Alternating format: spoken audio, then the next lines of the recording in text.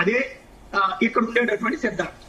ప్రియా గారు, ఇప్పుడు మావోయిస్టుల ఉద్యమంలో కీలకమైన నేతలు ఎన్కౌంటర్లు చనిపోయారు, కొందరు సరెండర్ అయ్యారు. ఇంకా ఉద్యమాన్ని ఎవరు నడిపిస్తున్నారు? అసలు మావోయిస్టు ఉద్యమం పూర్తిగా ముగిసిపోయే అవకాశాలు అసలు ఎంతవరకు ఉన్నాయనుకో? నేను ఇక్కడ ఒక్క విషయం సాయి గారు పూర్తిగా స్పష్టంగా చెప్పలేదమ్మా. ఇది మేము చంపేశామనుకుంటారు, ఎన్కౌంటర్ జరిగిపోయింది, మేము అణిచామని ప్రభుత్వం అనుకుంటది. కానీ ఇది అణిగేటటువంటి ఇష్యూ అయితే మాత్రం కాదు. ఎందుకు అనంటే ఎప్పుడైనా సరే ఆ సిచ్యువేషన్ ని, ఇప్పుడు భావ ప్రకటన స్వేచ్ఛ ఉందని ఇందాకటి వరకు ఎంత తతంగం నడిచిందో మనకి ఇక్కడ, ఇవాళ క్లియర్ గా ఇదే విధంగా వేరే దేశంలో ఉండే ఆయుధాలు పట్టుకుని మీ దేశంలో ఉన్న వాళ్ళని చంపుతాము, మీ దేశంలో ఉన్న వాళ్ళని ఇచ్చేస్తామంటే ఏ దేశమైనా ఉపేక్షిస్తుందా?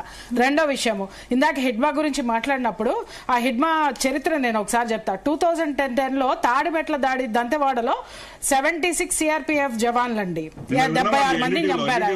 2013లో సార్ ప్లీజ్ సార్ ప్లీజ్ మాట్లాడివ్వండి. నేను మాట్లాడలేదు కదా మీరు మాట్లాడేటప్పుడు. వినండి, 2013 మంది 27 మందిని చంపారు ఆయన. తర్వాత బీర్జీ దాడి సుక్మాలో 26 సిఆర్పిఎఫ్ జవాన్లు చంపారు. నేను ఇక్కడ మాట్లాడనివ్వండి సార్, మాట్లాడనివ్వండి. సుక్మా రోడ్డు నిర్మాణ కాంట్రాక్టర్ లో 9 మందిని చంపారు. బీజాపూర్ లో 2021లో 22 మంది జవాన్లు చంపారు. ఈ హ్యూమన్ రైట్స్ జవాన్లు చంపిన రోజున ఎందుకు ఖండించలేదు?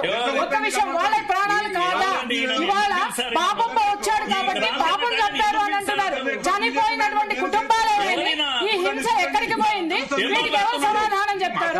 అరే ఎదుటివాడి మనమే మాట్లాడాల్సి ఇన్నాళ్ళ వరకు మురళీ గారు ఒక్క నిమిషం ఆగండి. ఇంకొక విషయం సార్, ఒకటి క్లియర్ గా నేను చెప్తున్నాను వినండి. ఒక్క నిమిషం ఆగండి సార్ ప్లీజ్. క్రాంతి గారు ప్లీజ్. మావోయిస్టులు ఎప్పుడైనా సరే ఎన్కౌంటర్ ఎదురుదారి చేసేటప్పుడు ఎంత వ్యూహాత్మకంగా ఉంటారో, వాళ్ళు వెనకకు అడుగు వేశారంటే కూడా అంతే వ్యూహాత్మకంగా ఉంటారు. వాళ్ళు మౌనంగా ఉన్నారు అంటే కూడా అంతే వ్యూహాత్మకంగా ఉంటారు. 3 నెలల పాటు టైం ఇవ్వండి అనంటే ఇది ఎంత పెద్ద టైము.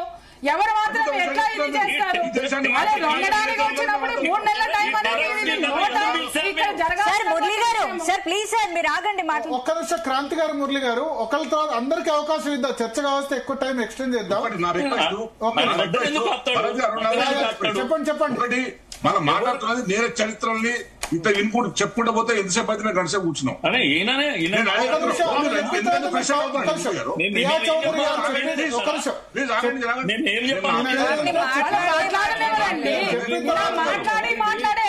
మాట్లాడకుండా చేసే కదా నెగ్గుకుంటూ వచ్చారు ఇప్పటి వరకు.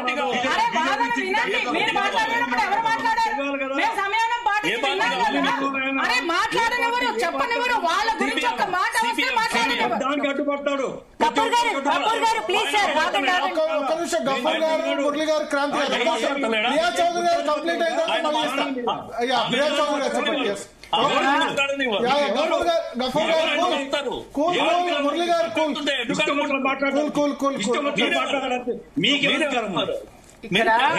మురళీ మనోహర్ గారు, గఫూర్ గారు కూల్. ఒక్క నిమిషం. ప్రియా గారు చెప్పిన తర్వాత చెప్పండి ప్రియా. ఒక విషయం సార్, మీరు అలా చేసే ఇప్పుడు ఎవరిని మాట్లాడనివ్వకుండానే చేశారు. ఎందుకు? ఒక్క నిమిషం. మీరు మాట్లాడినప్పుడు నేను మాట్లాడానా అండి? మీరు మాట్లాడినప్పుడు నేను వినలేదా?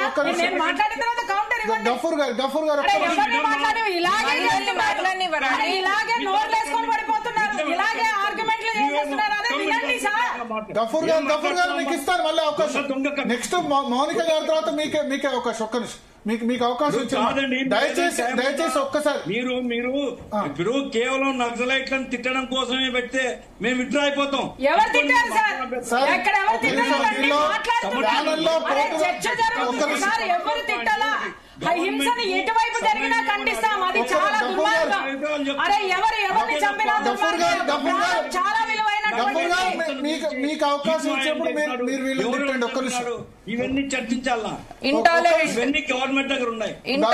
ఒక్క నిమిషం అంశం మీద చర్చిస్తామంటే నెక్స్ట్ మీకే ఒక్క నిమిషం. నెక్స్ట్ కార్యక్రమం అయితే వాళ్ళు బాగా ట్రైన్ అయ్యి వస్తారండి మాట్లాడడం. అనే పులిస్ స్టాప్ లో మురళి గారు సార్ ప్లీజ్ సార్ మీరు వాగ్విధానాల్లోనే వాళ్ళు ప్రియా గారితో మీకు అవకాశం అవకాశం ఇస్తారు మీరు చెప్పండి. ఎందుకంటే ఎవరు మాట్లాడితే అర్థం కాదు. ప్రియా చౌదరి ప్లీజ్ ప్రియా చౌదరి గారి తర్వాత వేరే వాళ్ళు దయచేసి మాట్లాడదు. ఒక్క నిమిషం. ప్రియా చౌదరి గారు మాట్లాడి 1 hour అయింది. ఆమెకు అవకాశం ఇస్తున్నాను, తర్వాత మీరు వేరే వాళ్ళు మాట్లాడండి. ఇక్కడ మెయిన్ విషయం ఏంటంటే వాళ్ళకి టైం ఇవ్వండి. వాళ్ళకి టైం ఇస్తే గనక వాళ్ళు చర్చించుకుని వస్తారు. అంటే నేను ఇక్కడ టాపిక్ మాట్లాడుతున్నా మావోయిస్టులకి టైం ఇవ్వండి అని అన్నారు. ఇక్కడ ఒక విషయం ఏంటంటే అక్కడ చేతిలో ఉన్నటువంటిది వెపన్ అండి. మారణాయుధాలు చేతిలో పట్టుకుని టైం ఇవ్వండి అని అంటే ఎవరైనా సరే దాని మీద ఎలాంటి నిర్ణయం తీసుకుంటారు. ఒకటి, ఏది చేసినా కూడా మావోయిస్టులు ఏది చేసినా కూడా ఎదురు దాడి చేసినా కూడా వ్యూహాత్మకంగానే ఉంటుంది. మౌనంగా ఉన్నా కూడా వ్యూహాత్మకంగానే ఉంటుంది. వెనకడుగు వేసినా కూడా వ్యూహాత్మకంగానే ఉంటుంది అనేటటువంటిది ఇక్కడ గవర్నమెంట్ కాదు అందరి దృష్టిలో ఉన్నటువంటిదే. ఎందుకంటే 3 నెలల టైం అంటే ఇట్స్ వెరీ హ్యూజ్. అంత టైం ఇస్తే ఇక్కడ ఏ విధమైనటువంటి ఎత్తుకు పై ఎత్తులు ఇప్పుడు 2005లో చూసాం మనము. చర్చలు శాంతి చర్చలు అన్నారు. అరే ఇక్కడ చర్చలు జరుగుతుంటే అక్కడ ఎన్కౌంటర్లు ఎందుకు జరిగాయి? ఎవరూ ఆపలేదు. ఇప్పుడు ఇదే సిచ్యుయేషన్ మళ్ళీ నడుస్తుంది. కాబట్టి లొంగిపోవాలి అనుకున్నప్పుడు స్వచ్ఛందంగా రండి అని అన్నారు. ఇంత 3 నెలల తర్వాత వాళ్ళకి టైం ఇవ్వండి అని చెప్తున్నారు. కండిషన్స్ పెడుతున్నారు. కొంతమంది ఆయుధాలు వదలమంటున్నారు. ఇంకొకటి ఆర్గ్యుమెంట్స్ చూస్తున్నాను నేను. అరే ఆయుధాలు వదలమండి, ఆయుధాలు మీ దగ్గరే పెట్టుకొని లొంగిపోండి అని అంటే ఇది ఎక్కడ అంటే అందరికీ లైసెన్స్లు ఇవ్వండి సరిపోతుంది. మాకు కూడా జనజీవన సమంతలో ఉన్న వాళ్ళకి కూడా లైసెన్స్లు ఇస్తే ఇప్పుడు ఆయన మీద దాడి జరిగింది, ఆయన లాంటి వాళ్ళకి కూడా లైసెన్స్లు ఇచ్చేయండి. అందరం పట్టుకొని తిరుగుదాం తుపాకులు. ఇంకెందుకు పెన్నులు వద్దు, గన్నులు పట్టుకొని తిరుగుదాం, లేకపోతే ఇంకోటి తిరుగుదాం. ఇక్కడ ఏ విధమైనటువంటి వ్యూహం ఉండి తీరుతుంది. ఖచ్చితంగా ఆ వ్యూహం ఇంప్లిమెంట్ అయితే మళ్ళీ మారణ హోమం అనేటటువంటిది జరుగుతుంది. జరిగింది కాబట్టే ఆ ఇష్యూ ఉన్నది కాబట్టి దీన్ని ఇది చేస్తున్నారు. ఇంకొకటి ఏంటంటే అసలు ఆ లెటర్ ఎక్కడి నుంచి వచ్చింది అనేది ఇంకా తేలలేదు. ఇక్కడ మనం కొట్టుకుంటున్నాం. అది ఫస్ట్ తేలాలి కదా. అది నిజంగానే ఎక్కడి నుంచి వచ్చింది, ఏ ఆర్గనైజేషన్ పంపించింది, మీరు అన్నట్టుగా పార్టీ పరంగా పంపించారా లేకపోతే కింద ఉన్నటువంటి వాళ్ళు భయపడి పంపించారా? అరే అంటే ఇంకొకటి కూడా ఇక్కడ ఇది కూడా ఒక పథకంలో భాగమే. వీళ్ళ వ్యూహాలు కాదు, సిద్ధమన్నారు కానీ ఆయుధాలు వదలమన్నారు ఇంతకు ముందు. ఇక్కడ వీళ్ళ వ్యూహాలు చాలా గొప్పగా ఉంటాయి. ఎలా అంటే జస్ట్ తేనె తుట్టిని ఇలా కల్లిస్తారనమాట. లోపల నుంచి ఎలా వస్తాయి, ఎన్ని వస్తాయి, ఏమొస్తాయి చూసిన తర్వాత తదుపరి అడుగుంటుంది. అందుకే చెప్తున్నా ప్రతిదీ వాళ్ళది వ్యూహాత్మకంగానే ఉంటుంది. గెరిల్లా వ్యూహాత్మకం దగ్గర నుంచి చూస్తే ఆయన అన్నారు కదా మేధావులు, ఇక్కడ అందరూ పుచ్చిపోయిన మేధావులు ఉంటే అక్కడ అందరూ మరి ఏ మేధావులు ఉన్నారో మరి అర్థం కాదు. మరి ఆ మేధావులందరూ చేసేటటువంటి వ్యూహాలకే గవర్నమెంట్ ప్రభుత్వం అనేటటువంటిది ఖచ్చితంగా టైం ఇవ్వడం పట్ల ఆలోచన అనేటటువంటి డెఫినెట్ గా చేస్తుంది. దానికి టైం ఇవ్వరు. సాయి గారు స్పష్టంగా చెప్పారు, ఎవరికి టైం ఇవ్వరు. అంటే మావోయిస్టులు లేకుండా ప్రభుత్వాలు ఎంతవరకు సీరియస్ గా తీసుకుంటున్నాయి? అసలు ఇప్పుడు సీరియస్ గా తీసుకోవడం కాదు సార్, ఇద్దరు కూడా చోద్యం చూస్తారు. అటు పోలీసులు చోద్యం చూస్తారు, ప్రభుత్వం చోద్యం చూస్తుంది, ఇటు మావోయిస్టులు చోద్యం చూస్తారు. అంటే మా గురించి ఎక్కడ ఏ అభిప్రాయాలు ఉన్నాయి, ఎవరు మమ్మల్ని సపోర్ట్ చేస్తున్నారు, అలాగే మేమేసే అడుగులు ఎంతవరకు ఉన్నాయని ప్రభుత్వం ఇంటెలిజెన్స్ రిపోర్ట్ మొత్తం ఏళ్ళకు ఉండేది ఏళ్ళకు ఉంటుంది, వాళ్ళకు ఉండేది వాళ్ళకు ఉంటుంది. తదుపరి వాళ్ళిద్దరి కార్యాచరణ జరిగేది మనం చూడాలి.